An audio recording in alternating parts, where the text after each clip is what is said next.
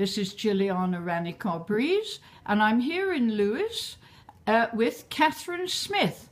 Catherine Smith is a very well-established poet and teaching creative writing facilitator. How would you describe yourself, Catherine?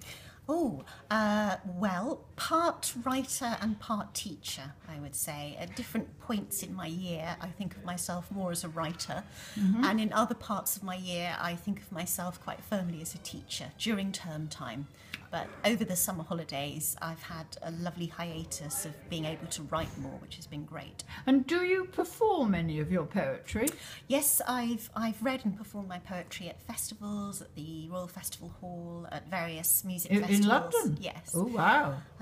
Various music and literature festivals, Cheltenham, Hay, Latitude Festival, Port Eliot Festival, various venues, theatres, that kind of thing. Right. Would that be poetry or spoken word? Poetry mostly, and a bit of spoken word, because my short stories have also been adapted to live literature pieces in collaboration with Mark Hewitt of Lewes Live Literature.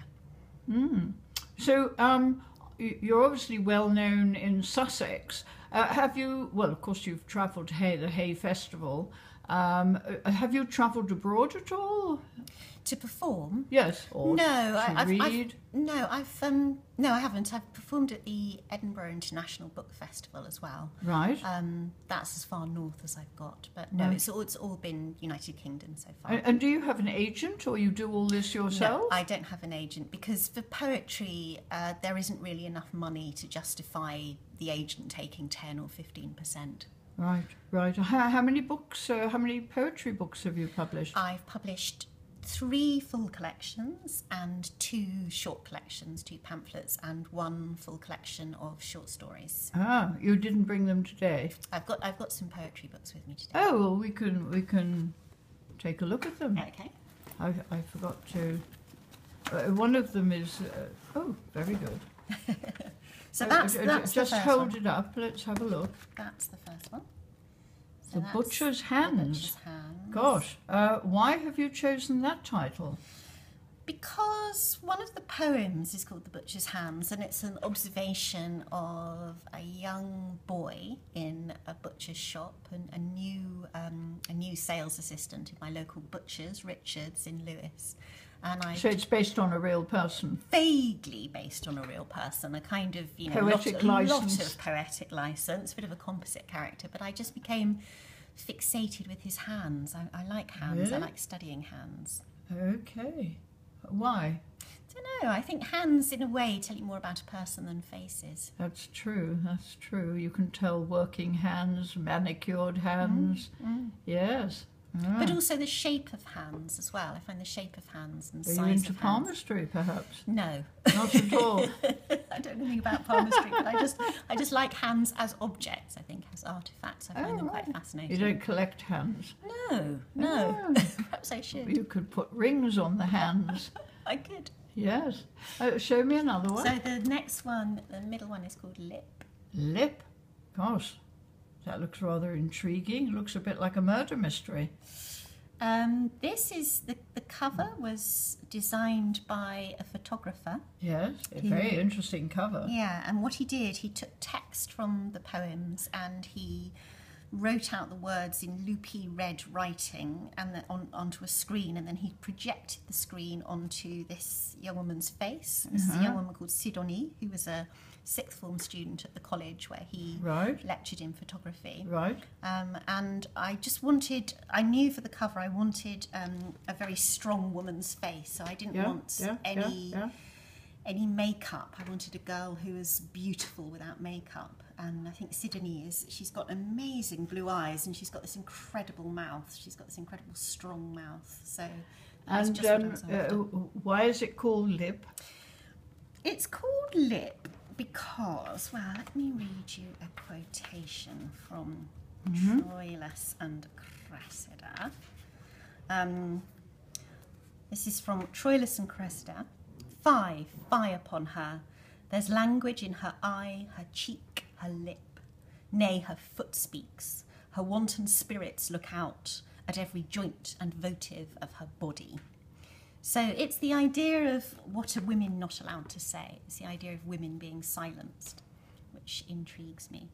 And the idea that, you know, that expression, we'll have less of your lip. Thank you very much. Oh, yes, that's true. So, but also that a lip is the rim of something. It's the edge of a wound. The edge of a wound is a lip.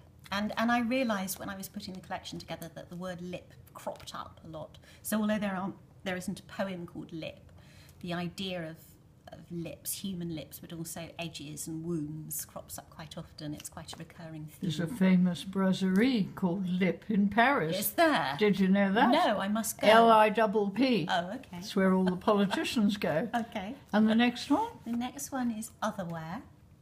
Otherwhere, okay. So otherwhere is the old word for elsewhere. Before we said elsewhere, we said otherwhere. We used to say, not she's gone, you know, she's elsewhere, or he's gone elsewhere, otherwhere. And I like the idea of otherness.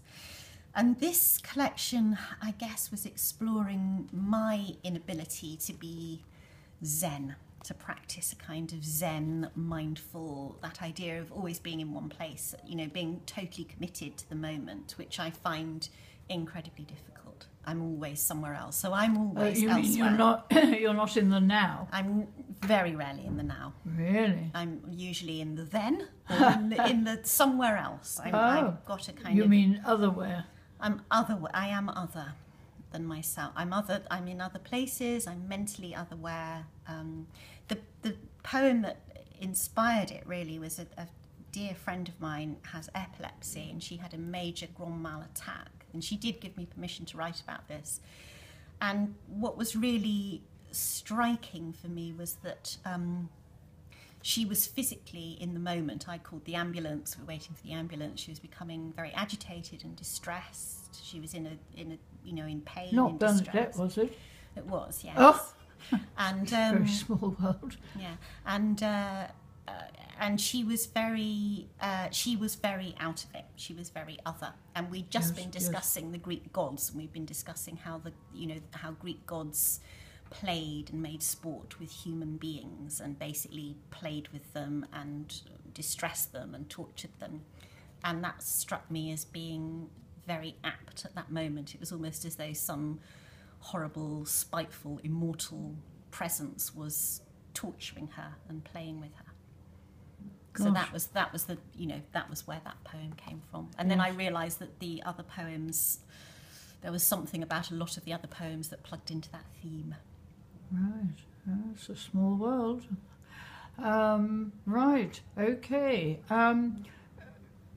In part 2, we're going to talk about your background and your childhood. I think we'll end there for the moment. Okay. So that's the end of part 1.